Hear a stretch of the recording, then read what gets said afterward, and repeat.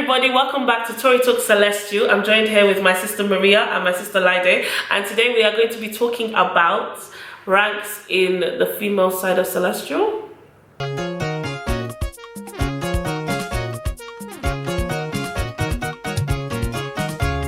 Okay, so we have yellow, we have blue. Which way do we go?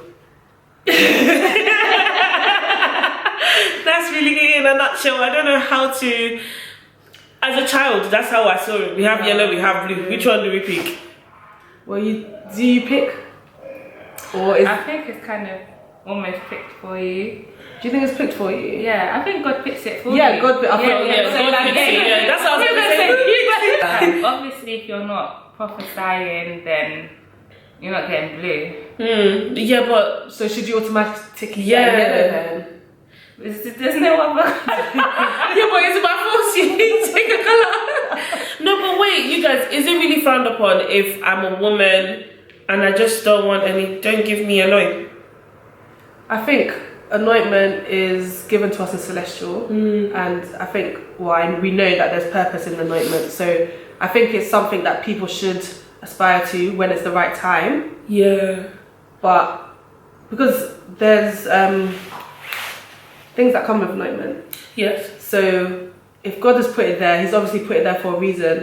I feel like God has given us these different ranks. Not to say that you can't operate in these specific departments. So for example, the prophetic ministry, not to say that you can't operate if you don't have the blue loin, or to say if you don't have the onibode loin that you can't operate. But I think that there's a purpose that God has given it to us, and I think it's good to find that purpose out and to... But what if I'm not an onibody and I'm not a woli? Like I don't know what I am yet. Okay, I've been in Celestial for 20 years and I just... Wow. I don't want blue and I don't want yellow. What do I do? Because I just feel like sometimes there reaches a point where some of these... Mommy, I'm having I just feel like some of these mummies will tell you that the foundation as to why they got the anointment, usually the yellows as well, is because my age mates or people that are young enough to be my children have already got lace, have already got cape, and without rank. But is that really a justification as to why you usually, don't hold me to it, you guys, I'm not the smartest person.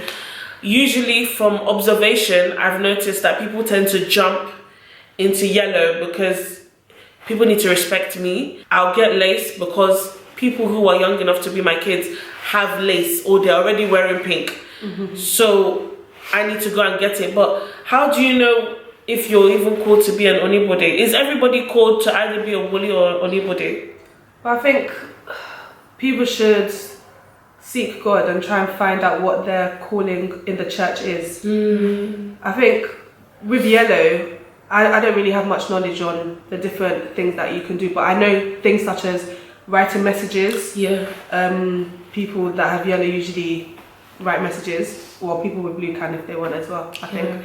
But even on Tuesdays when they do the actually, it's even for any days. Yeah, but you know when they do, or exactly on a Wednesday, after Wednesday service, they might call you for prayer, and they might specifically say the elder. Yeah, we want an elder, or even Tuesday when they do the prayer, what do they call that? The jagu sessions. The jagu sessions. Yeah. Smash the coconut. Like usually, because depending on obviously how the church does things, it might be the same time that the prophets are, prophesying and doing spiritual counseling. They're busy. So they're busy. So that's true. That's another area where people that wear yellow might operate, but there's probably other areas that I just don't really have the knowledge of, to be honest. But I think there's a lot that they can do, but it's just that many of us don't really have the knowledge and the teaching and understanding. Yeah, that's true. I mean, the ideology I used to think about when I was younger, because when I was younger, it's so weird. I used to just look at all these ranks and I'd be like, God, where am I? Obviously, I didn't know where I was going. So I used to just be like, okay, God, because when I was younger, I used to pick up rubbish a lot. That was the only thing that I know that God, I feel like as if you're calling me to always clean the church. So I would always pick up rubbish and then I would say, God, what rank is this one? Like, if this is what I'm called to do and like this is the calling I'm pursuing, what is the what's the It's just a senior elder servant, sister, senior elder sister, servant, I would always just wonder, like, do you go for yellow, do you go for blue? Like, what do I do at this point? And is it something where there's an age as well? Because I just feel like, if I'm 40, is it by force now I say, oh, I need to get this thing because my age mates have it?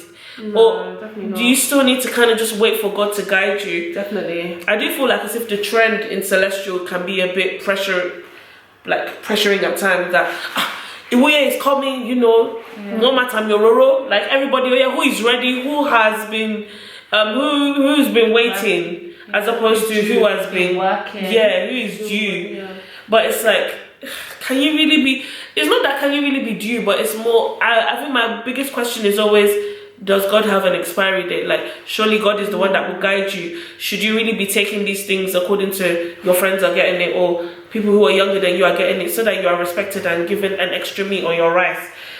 I need to get lace and a loin with fringe. I guess it comes down to motives then. It does come down to what is your motive. motive? Yeah. Why do you want to take that anointment? Especially if God hasn't spoken. Are you taking it because it looks good? Because I do feel like as if, sorry to interrupt, I do feel like as if there's a lot, we have a lot of, and the reason why I'm focusing more on women is because this is the side that we're from, so we don't really have too much of a perspective on what the men are doing. But for the women, I do feel like as if we have so many women on a Sunday that will show up in their gregarious outfits, but Tuesday, Wednesday, Friday, where are you when we're running around looking for, we need one more elder sister to come and fill in for this prayer? I was just thinking about something random. Yeah. And I was thinking of, obviously I think everyone in the church should do this, but like just even counselling, like being someone that could counsel, you know, the ushers, like we don't call it ushers in Celestial. do we call it usher? Like anybody, right? Anybody is like technically an like usher, yeah. I feel like I feel like if it's not Wally, you just straight to anybody can do it. I think usher's separate. But I feel like there's a lot of anybody that will stand at the door. Yeah. So technically, I would class them before you come and say something now, because you know people will say something. They're not just ushers, but I class them as ushers because they stand at the door. So I do believe. And there's usually more than one. The people that are watchful in the spirit for the people that are entering into the church, because they're the first people that would see people in the church. So that's why they're there to, you know, make sure, okay, have they put their hand in the sanctification water? When they're coming in, what type of spirit is coming? Not coming with shoes or make sure they're not coming with shoes or coming in with a black jacket, for example, or red something. They're basically watchful. I just think there's so much that people that wear yellow do, and I just think maybe we need more teaching on it. We do need more teaching. I feel like we should put more. I feel like Celestial doesn't place too much of an importance on the sisters and or the superior elder, lay superior, and all these things, because I don't even know what your rank, like what you're jumping up in rank. I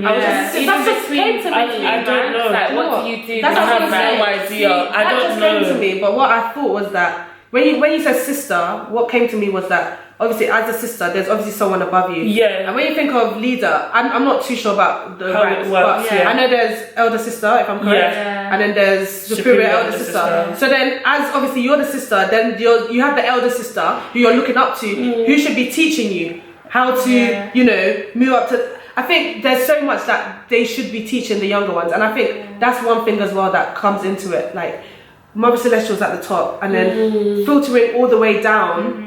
You know, what are we teaching the ones coming behind us? Are you teaching them, you know, how to be that Mother Celestial? Titus talks about the older women teaching the younger women, you know, how to love their husbands, how to, you know, deal with their children. Are they teaching them the right way? Like, I'm not saying let's forget the loin and the colour system, but let's think of it as that. As the responsibility of a mother, the older sister. Like, what are you doing in the church other than just being there? And I think as Celestians, we all have a duty, whether you're in the prophetic line or the other line. Sorry, what's the other line? The other one. Is that not the blue or the yellow?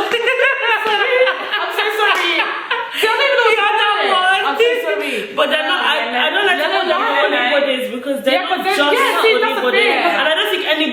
called to just be an onibode either. See, that's the thing. So people think that, because this is the way I automatically think, onibode. I think, okay, so if I'm not a prophetess, then am I just an onibode? Like I didn't really know or understand the distinction between onibode and then an elder sister that was not an onibode, because I don't know, they wear the same. Yeah, there's no distinction. In terms of the women, I think I think it's one cross, two cross. I don't really know the distinctions, and I don't know what they mean, and I think that's why people struggle sometimes. I was just thinking of even like in the Sunday school teachers. Oh yeah, that's another role that you see. These are ones that people don't think about. People don't think of these. They'll just see choir, if not choir, onibode, if not onibode. That's Woli. I think that shake. For when we're looking at the non-prophetic line, I think instead of us looking at my gosh, like instead of thinking what's the specific task I must be doing, think of what can I do in the church. And there's welfare as well. Welfare. There is welfare. You see, there's so many things that we don't think about. There's kitchen crew. Kitchen crew. That's a big job. That's a big job. My rice supposed to complete.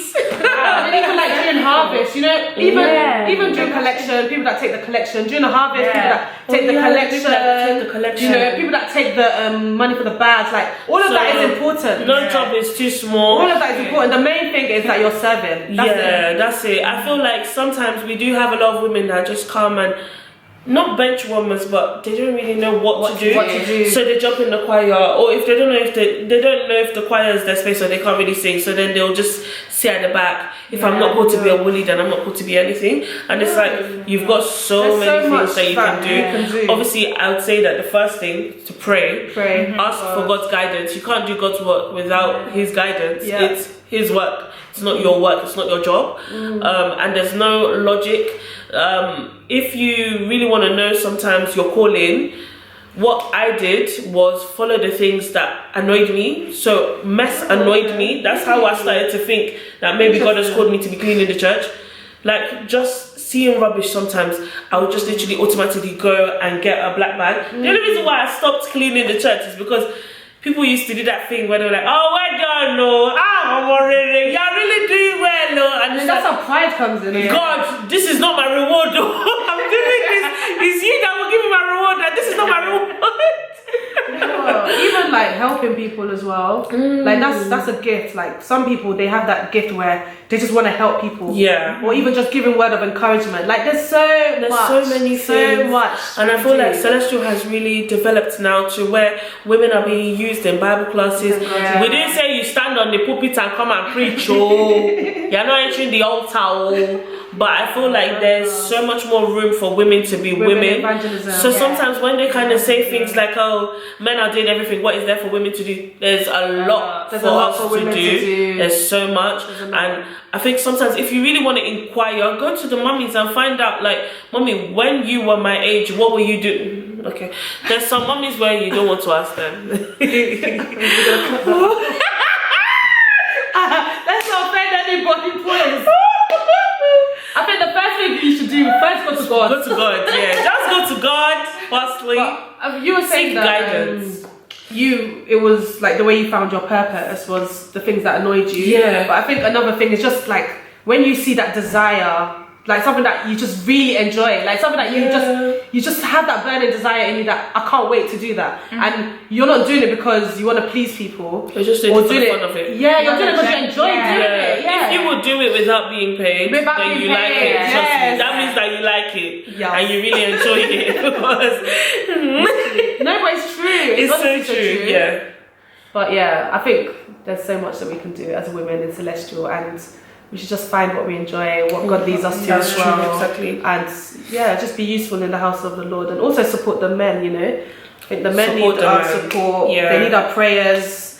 They need our encouragement. It's not too much for you to be a prayer warrior. You don't need anointing to do that. You can stand in the corner when they're doing their 7 elders. You can stand in the corner and be praying for that person. Sanctifying the church. Oh yeah, they always need a woman. It's true. They always need a woman, though. It's true. So it just depends on you and finding your I think sometimes we place too much importance on finding your purpose. Sometimes when you're needed, just be there. Just be there. Serve. It's about serving. Just be there sometimes. Serve others. But like, you can find your hands to do it and do it with all your might. And like, I think one of the main things is have a relationship with God, because you cannot know what to do for God without having a relationship with Him. It's like trying to be a friend with someone that you're not friends with. What are you doing? And don't do it to get like earthly reward as well. That's like, why I stopped tackling it. Honestly, no, but that's the thing. My head was swelling me, so I was like, yes, ma'am.